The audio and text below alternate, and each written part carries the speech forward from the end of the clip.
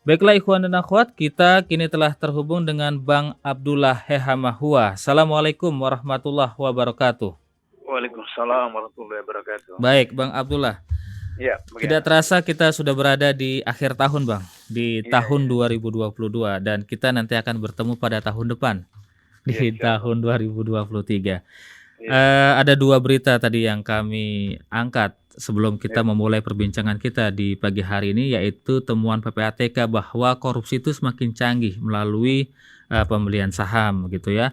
Kemudian iya, juga tadi Ketua Umum Muhammadiyah juga mengatakan seharusnya eh, pemberantasan korupsi yang sudah berjalan di Indonesia lebih disempurnakan, jangan justru makin dikurangi. Catatan akhir tahun tentang korupsi di Indonesia, kemajuan ataukah sebuah kemunduran? Bagaimana Bang Abdullah melihat? iya. Memang tragis dan menyedihkan karena untuk tahun ini saja khusus ditangani oleh KPK ada 39 orang kepala daerah ditangkap KPK melalui OTT. Jadi kepala daerah, bupati, wali kota. Untuk tahun ini saja 2022 ada 43 orang kepala daerah. Itu bertambah 13 orang dibanding tahun lalu. Jadi kalau tahun lalu itu 30 lebih, ini 43 orang. Jadi itu menunjukkan bahwa korupsi tidak makin menurun, tapi makin naik seperti itu. Sehingga tahun ini yang sudah ditangkap KPK dari 2005 sampai 2022 1.400 orang. 1.400-an lebih sedikit itu orang. Jadi artinya bahwa tetap menaik, tidak menurun seperti itu. Dan yang paling dahsyat itu lagi OTT-nya bertambah. Artinya bahwa dari sekian ratus orang yang ditangkap pada tahun ini 190 lebih, itu 43 OTT yang melibatkan kepala daerah. Nah, kenapa demikian? Karena kos politik di Indonesia itu terbesar di dunia. Jadi untuk menjadi bupati, menjadi wali kota, menjadi gubernur, itu pertama harus kasih uang perahu kepada partai pendukung. Nah, partai pendukung itu biasanya dikasih tarif satu, kalau dia punya anggota DPRD provinsi atau kabupaten 10 orang, satu orang itu katakanlah misalnya 100 juta, nah kali 10 orang sudah berapa seperti itu. Nah, sehingga dengan begitu maka untuk menjadi calon saja dari satu partai dia harus keluarkan sekian miliar, bahkan puluhan miliar. Nah, sudah itu kemudian untuk kampanye dia harus keluarkan sekian puluh miliar, kemudian serangan fajar, serangan subuh, serangan duha dan segala macam itu juga kemudian juga miliar-miliaran. Nah, karena itu maka 2019 yang lalu data KPK menunjukkan bahwa Gubernur Kalimantan Selatan itu untuk terpilih menghabiskan 800 M. Bayangkan 800 M, hampir 1 triliun seperti itu. Jadi ketika dia menjadi gubernur atau wali kota atau bupati 5 tahun, gajinya itu kan sekitar 30-an juta. Antara gaji dengan tunjangan sekitar 30-an juta, karena kalau DPR itu kan 60 juta, kalau bupati wali kota 30-an juta seperti begitu. Nah, bagaimana dia bisa untuk membayar utang atau ganti rugi? Dia jual mobil, dia jual tanah, dia jual rumah, dia gade apa segala macam. Itu tidak bisa kecuali dengan proyek-proyek. Nah, proyek-proyek itulah yang kemudian bisa dalam bentuk peralihan lahan secara tidak sah, kemudian terima gratifikasi dan seterusnya seperti itu. Nah, ini yang dimulai dari 2019 ketika undang-undang KPK dihancurkan oleh rezim ini yang dikendalikan oleh oligarki. Kalau Undang-Undang Nomor 30 2002 tentang KPK itu memberikan beberapa kewenangan yang luar biasa yang tidak dipunyai oleh kepolisian kejaksaan. Pertama adalah bisa melakukan penyadapan kepada siapa saja. Itu kelebihan diberikan oleh Undang-Undang KPK kepada penyidik atau JPU KPK. Yang kedua, untuk memeriksa atau memanggil seorang saksi atau tersangka itu tidak perlu izin atasannya, langsung saja dipanggil seperti itu. Yang kemudian untuk polisi kejaksaan tidak bisa. Polisi kejaksaan tidak bisa menyadap kasus korupsi. Polisi atau kejaksaan bisa menyadap kasus teroris, kasus narkoba, apa. Kemudian polisi dan kejaksaan kalau mau memanggil seorang pejabat, itu harus izin atasannya. Kalau dia misalnya bupati harus izin gubernur dan seterusnya. Seorang ASN atau PNS harus izin menterinya. Kalau KPK tidak perlu izin seperti itu. Nah, kemudian yang ketiga, kekuatan KPK pada undang-undang yang lama itu, KPK tidak dibenarkan memberikan SP3. Kenapa? Karena korupsi itu kejahatan luar biasa, sehingga KPK harus super hati-hati sehingga ketika ditetapkan sebagai tersangka di pengadilan tidak lolos. Nah, seperti itu.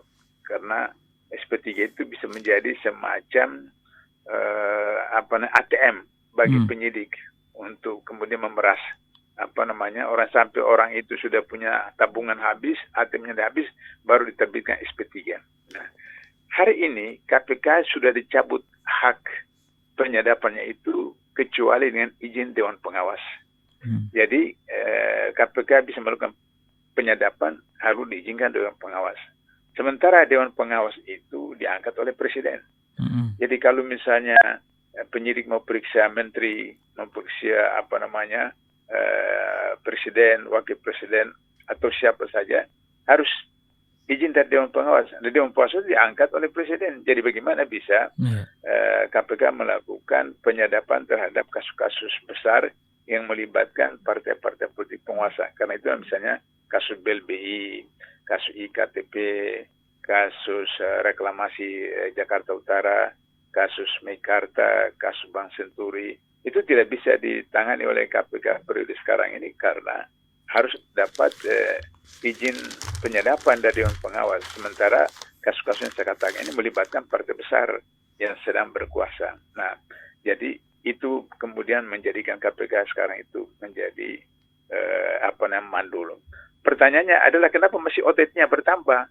Nah, OTT bertambah itu karena saya sudah beberapa kali jelaskan ini, KPK itu harus punya KPI, Key Performance Indicator. Setiap pegawai KPK harus punya indikator kinerja pokok.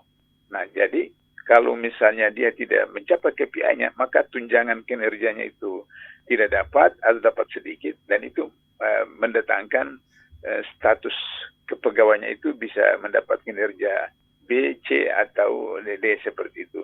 Maka penyidik itu harus mencari kasus-kasus yang kira-kira tidak berkaitan dengan partai politik besar, dengan penguasa, dengan menteri, dengan presiden, sehingga kemudian diloloskan oleh Dewan Pengawas. Nah, itu yang tadi saya katakan 30-an orang yang ditangkap kepala daerah itu mereka yang bukan berada pada posisi punya kekuatan politik di penguasa sehingga mudah kemudian ditangkap sebenarnya. Nah, kekuatan kedua KPK yang dirontokkan itu adalah tentang SP3. Jadi sekarang ini kalau Mas Agus punya kenalan pejabat atau ASN atau apa, kalau kemudian lakukan korupsi, kemudian sudah dicium oleh KPK atau apa, lari aja keluar ke Singapura, ke Malaysia, kemana 2 tahun.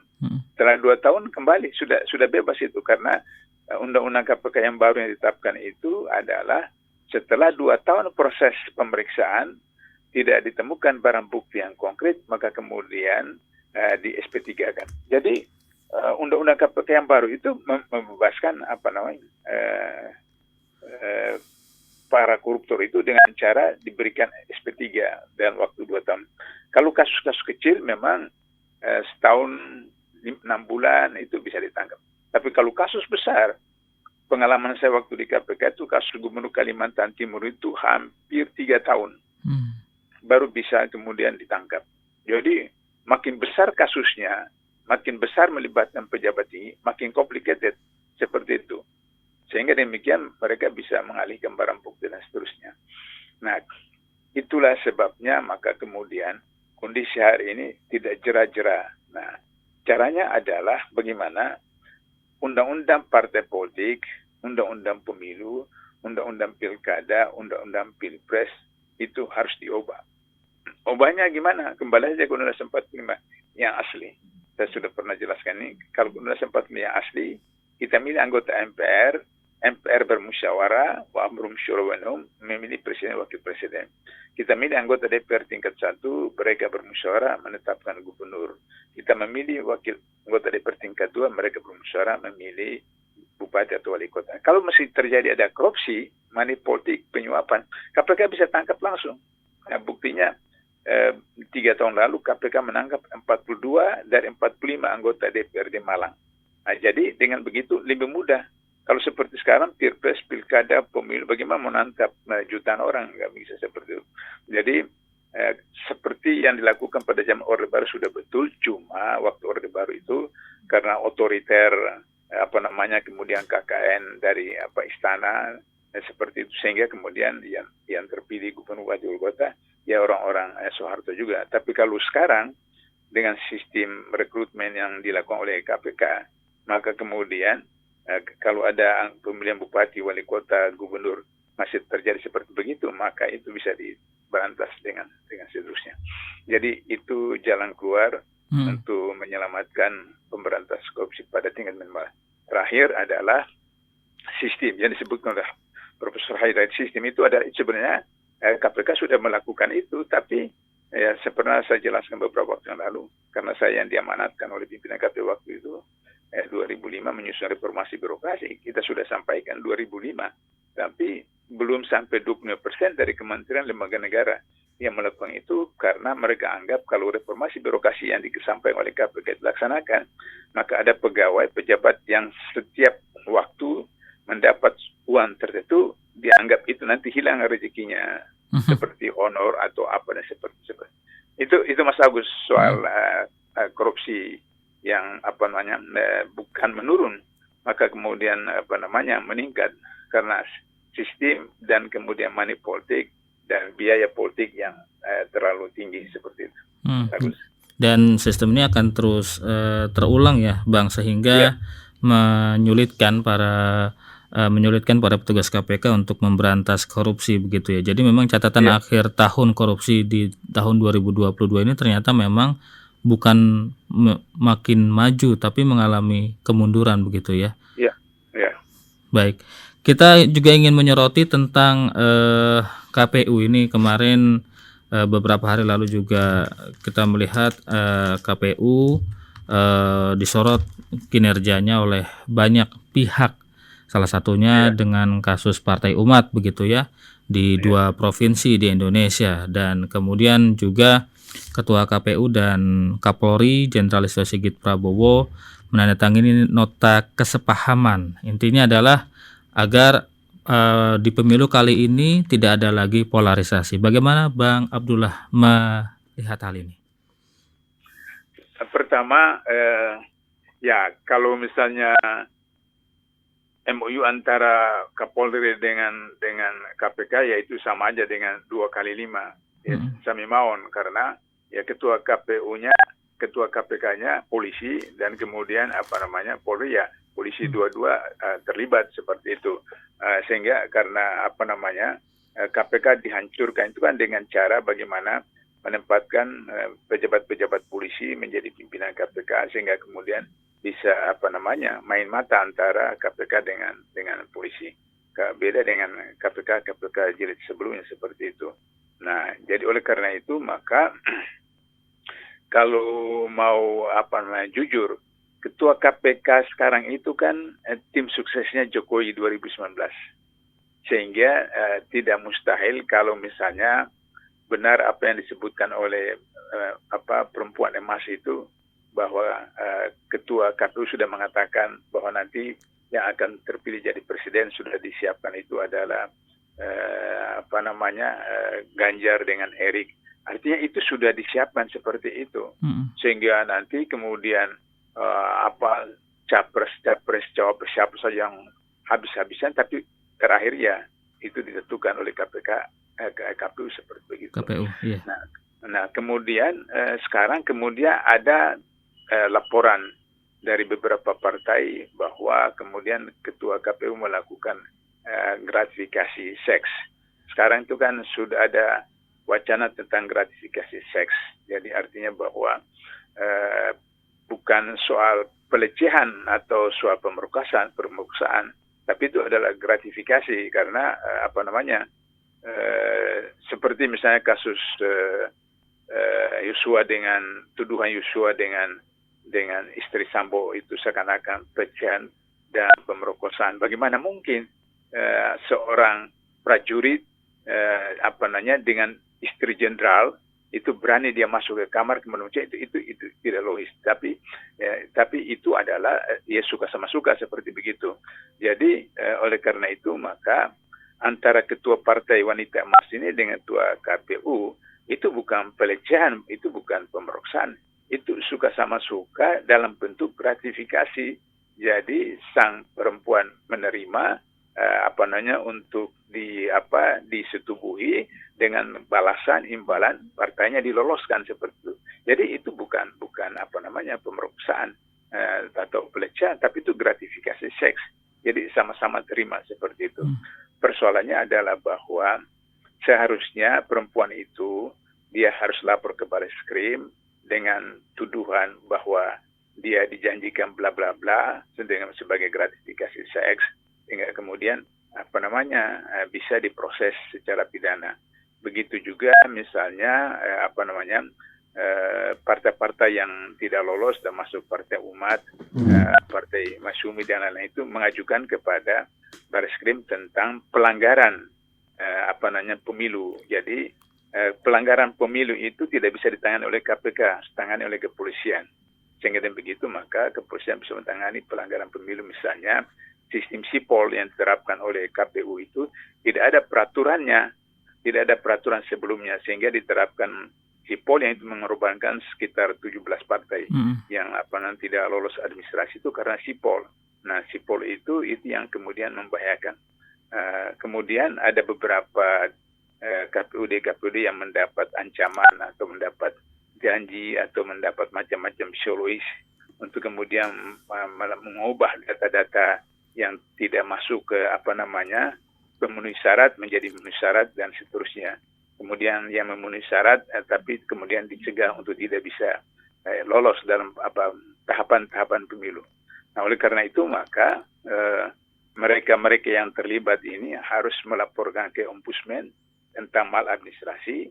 Kemudian mereka laporkan ke Petun tentang pelanggaran sengketa antara partai dengan KPU, dan kemudian mereka juga melakukan judicial review ke Mahkamah Agung tentang kebijakan-kebijakan dari KPU yang tidak ada dasar hukumnya. Ya, misalnya sipol itu tidak ada dasar hukumnya. Nah, itu harus diajukan ke MA. Untuk MA kemudian review. Sehingga kalau itu dilakukan, maka kemudian semua hasil-hasil putusan KPU itu kemudian jadi batal. Sehingga kemudian diproses ulang. Diproses ulang dengan memepetkan waktu. Sehingga pemilu tetap 2024, tapi kemudian jadwalnya itu dirapatkan. Sehingga katakanlah misalnya Januari ini atau awal 2023 dibentuk KPU baru. Jadi tahun 99 KPU 99 itu relatif bagus, meskipun tidak sebagus pemilu 55, tapi itu yang terbaik dari pemilu-pemilu selama reformasi ini, yaitu anggota KPU pemilu 99 itu semua orang partai. Jadi masing-masing partai itu ada anggota di situ, sehingga mereka saling mengawasi, saling mengontrol. Kalau sekarang ini kan bukan orang partai, tapi orang penguasa, orang LSM, orang apa yang sebenarnya orang partai yang disusupkan ke sana untuk kemudian memenangkan kelompoknya atau partainya, dan kemudian menyingkirkan partai-partai yang dianggap itu lawan politik. Seperti itu. Tapi kalau 99 semua partai masuk jadi anggota KPU, maka kemudian mereka bisa saling mengontrol, saling mengawasi seperti itu. Jadi saran saya buat pemerintah, kalau Presiden Jokowi itu mau mewariskan sesuatu yang baik seperti SBY, maka dia ubah susunan KPU, didorong proses etika, proses pidana, kemudian diganti semua, kemudian diangkat saja masing-masing partai mengirimkan orangnya yang berintegritas, untuk jadi anggota KPU, dan sehingga kemudian Februari 2023 mulai start lagi, kemudian sehingga akhirnya semua partai yang sudah punya badan hukum dan kemudian punya pemenuhi syarat administrasi, itu sudah ikut saja. Nanti kan pemilih yang akan menilai yang mana partai yang berhak untuk dipilih dan seterusnya. Itu lebih mudah seperti, ya hanya di Indonesia seperti begini, dunia tidak ada. Partai asal sudah daftar, sudah ikut saja seperti itu. Nanti seperti kita restoran, buka restoran saja. Restoran mana yang pelayanan bagus, menunya bagus, datang pelanggan seperti itu. Atau menjadi misalnya tukang jahit, di mana tukang jahit itu jahitannya bagus, pelanggan di situ. Atau misalnya kita gunting rambut, kemudian tukang cukurnya bagus, pindah kemana pun datang ke situ. Begitu aja seperti. Jadi bagaimana layanan publik dari partai itu kepada para pemilih, pada rakyat. Sehingga kemudian tidak usah terjadilah kasus-kasus seperti katakanlah 2019, kenapa jam 2 pagi diputuskan Presiden Jokowi saya ditanya wartawan, saya bilang itu bulan Ramadan, semua anggota KPU itu Islam, jadi kalau mereka putuskan siang hari, mereka tahu puasa mereka batal karena mereka berbohong. Karena itu diputuskan pada waktu malam hari sehingga tidak dikhawatirkan puasa mereka batal karena mereka berbohong. Putusan yang tidak sesuai dengan fakta di lapangan. Nah, itulah barangkali catatan saya tentang KPU yang sekarang itu. Itu Mas Agus. Baik, pertanyaan terakhir Bang Abdullah sebagai penutup perbincangan kita di pagi hari ini. Lalu bagaimana kita rakyat Indonesia dapat mengharapkan pemilu yang jurdil, begitu Bang? Pertama, dan saya ulangi lagi karena saya sudah beberapa kali kemukakan di berbagai kesempatan di media massa atau di seminar-seminar itu bahwa kalau dulu kita tahu satu berita terjadi di Kalimantan, di Papua, di NTT itu mungkin sebulan kemudian, tapi sekarang ini tidak. Satu kepala desa kentut di Papua besok viral di seluruh Indonesia.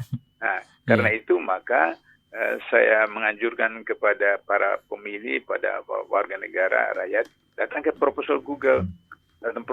Kemudian melihat di proposal Google. Dari sekian partai, katakanlah 9 partai yang ada. 9 partai yang ada itu kan semua terlibat korupsi. Yang data-data di KPK yang tertinggi korupsinya itu ada PDIP. Kemudian kedua Golkar. Ketiga Demokrat. Keempat PAN kalau tidak salah, kelima Nasdem dan seterusnya. Nah, PKS yang terakhir. PKS juga tetap di situ. Baru kemudian dipilih dari caleg-caleg itu kira-kira mana yang bagus. Katakanlah dari partai apa, terus kemudian 2 orang sama bagus. Nah, saya sarankan kalau seperti itu kan bisa diakses di Google, dia sekolah di mana, dia kerja di mana, bagaimana waktu kerja, dia nyogok atau tidak, itu bisa dilihat itu data-datanya.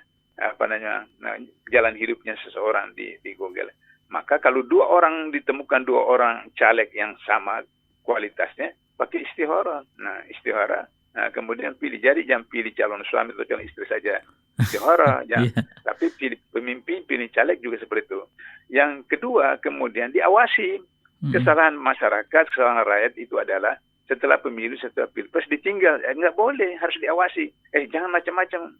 Kamu saya yang pilih jadi bupati, wali kota, gubernur, presiden, wakil presiden, anggota DPR, MPR itu dikawal, dikontrol. Jadi kalau salah diingatkan apa segala macam, sehingga kemudian mereka merasa diawasi, sehingga kemudian mereka tidak melakukan penyimpangan yang luar biasa seperti itu.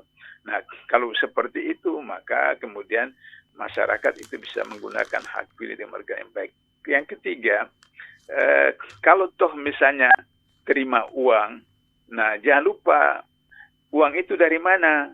Kalau misalnya uang itu dari pribadi orang itu, ya jangan diambil. Tapi kalau uang itu dari partai dapat uang dari mana? Partai dapat uang dari negara, berarti itu uang rakyat. Di luar negeri, orang terima uang itu dari mana saja, mereka terima karena mereka tahu itu dari APBN. Jadi mereka terima. Tapi mereka tidak pilih partai itu karena mereka hanya melihat dari prestasi partai itu. Saya punya pengalaman selama 15 tahun di Malaysia. Kalau ada jalan-jalan itu rusak di satu kampung, satu desa, satu wilayah, pemilu yang akan datang, anggota DPRD itu tidak dipilih lagi. Jadi mereka lihat dari prestasi, bukan uang. Karena uang yang diterima itu uang rakyat. Mereka tahu ini uang kami, uang negara, uang rakyat. Tidak ada urusan dengan pilih A, B atau C. Nah, pilih A dan B, C itu berdasarkan prestasi kinerja caleg itu atau calon bupati, wali kota seperti itu. Nah, itu 3 hal yang barangkali perlu menjadi perhatian pelajaran bagi pemilih untuk nanti 2024. Itu Mas Agus. Baik, terima kasih Bang Abdullah atas perbincangan kita di pagi hari ini. Sampai jumpa di tahun depan, Bang. Insya Allah. Assalamualaikum warahmatullahi wabarakatuh. Waalaikumsalam warahmatullahi wabarakatuh.